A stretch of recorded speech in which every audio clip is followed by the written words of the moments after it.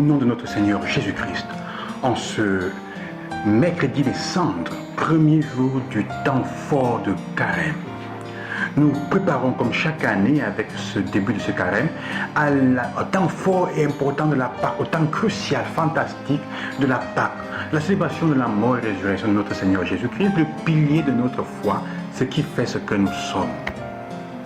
Le temps de carême qui justement nous savons chaque année signifie 40 jours.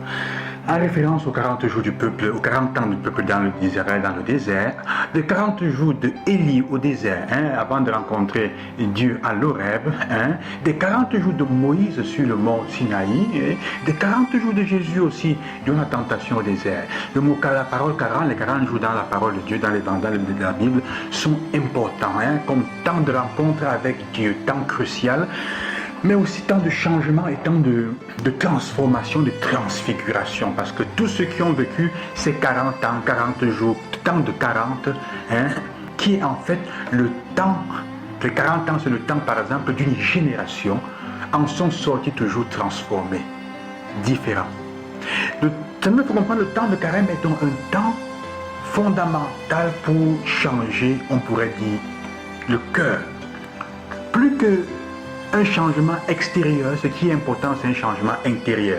Comme dit le livre de Joël aujourd'hui dans la première lecture, qui dit déchirez vos cœurs et non pas vos vêtements. Ça veut dire en fait aller chercher à changer, à transformer vos cœurs et non pas l'extérieur, les vêtements. C'est important.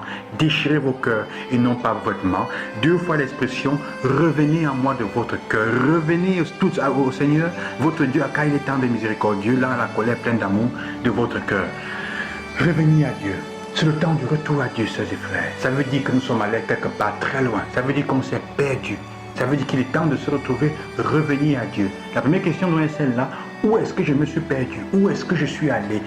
Combien est-ce que je me suis éloigné du Seigneur en ce temps-ci? Qu'est-ce que j'ai perdu? Qu'est-ce que j'avais pris comme initiative, comme engagement, et je me suis éloigné de ça? C'est le temps de revoir cela. Donc on commence avec ce mercredi des cendres. On prend la cendre sur soi, ce n'est pas une chose magique. La cendre n'est pas magique. Faisons attention, parce que ce jour-là, souvent tout le monde la prend. La cendre nous rappelle simplement la vérité de notre être. Tu es poussière, tu retourneras poussière. Et tu convertis-toi quand on met la croix, change de vie.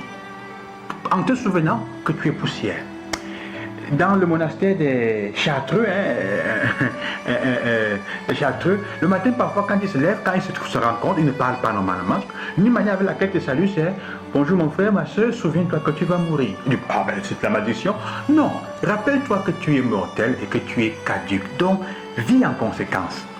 Le texte aujourd'hui, de tout ce qu'on vit d'habitude, le jeûne, la prière et l'aumône, moi je pense qu'on peut le résumer dans une seule chose. Jésus aujourd'hui il dit vivre ces choses demande que vous le fassiez avec discrétion. Soyez discret dans ce que vous êtes en train de faire. Soyez humble et caché. Quand tu jeûnes, n'est-ce pas? Le jeûne n'est pas seulement une question de manger. Ce n'est pas seulement une chose physique.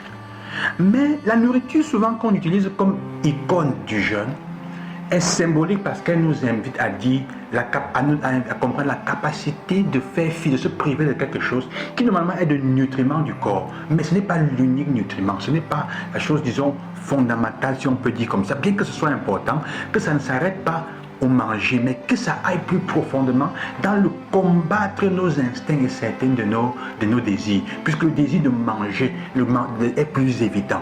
Quand on est stressé, on tend à manger. Donc, on devient gros. La nourriture, parfois, est dangereuse. Fais fi de la nourriture. Quelle est la nourriture de laquelle tu vas te priver un peu? Qui nourrit souvent ton esprit au point de te rendre obèse, au point de te rendre malade, ton esprit, de t'éloigner. En fait, se priver de nourriture physique, c'est d'abord pour que notre esprit soit aussi fort, soit capable de combat spirituel en sortant de certaines choses. La deuxième chose, elle dit à la question, donc il dit une forme de vanité. Il y a des gens qui font le bien et il faut que tout le monde le sache. Il faut qu'ils font le bien, ils ne se cachent pas. Ils font le bien, ils ne sont pas discrets. Dieu dit, sois discret quand tu fais le bien. La meilleure manière pour rester, c'est pour que ton action reste pure. ne te montre pas trop, ne bavarde pas trop. C'est pas que les gens, c'est pas que ceux qui font ça sont une forme de font seulement par vanité simplement. Non, c'est parce qu'il y a un besoin de confirmation, de se regarder, de se réassurer. De retrouver à partir du regard des autres. C'est souvent ça qui pousse à ce qu'on fasse le bien et on veut que tout le monde voit. Tout le monde voit. Alors, le carême, c'est avant tout, c'est ainsi un temps pour se désintoxiquer de l'apparence pour récupérer notre authenticité. Authenticité. L'apparence est dangereuse quand on veut que tout avoir l'approbation des autres. Avoir l'approbation des autres. L'apparence est dangereuse. C'est un peu ça. C'est ça que nous sommes appelés d'une certaine façon. Ça demande donc que nous enlevions le masque du malheur. On n'est pas heureux. On n'est pas heureux. Nous nous perdons souvent pour ça. Parce que derrière le masque de malheur, de nos contradictions, de nos frustrations, il faut que nous apprenions à transformer cela. Nous nous transformons en ça en quoi nous ne sommes pas. Nous nous transformons en ça en quoi nous ne voudrions pas. Quand on accumule malheur, on n'est pas heureux. Les contradictions, les frustrations internes, on finit par chercher à gauche, à droite, l'approbation à gauche, à droite, et donc l'externation que les gens nous aident, nous apprécient de l'extérieur. Le carême donne un temps pour se désintoxiquer de l'apparence, pour récupérer notre authenticité, pour que nous arrivions à la Pâque seulement avec notre vrai visage, sans aucun masque. Sœurs et frères, que le Seigneur vous aide dans ce temps à enlever tous les masques que vous avez mis sur votre face.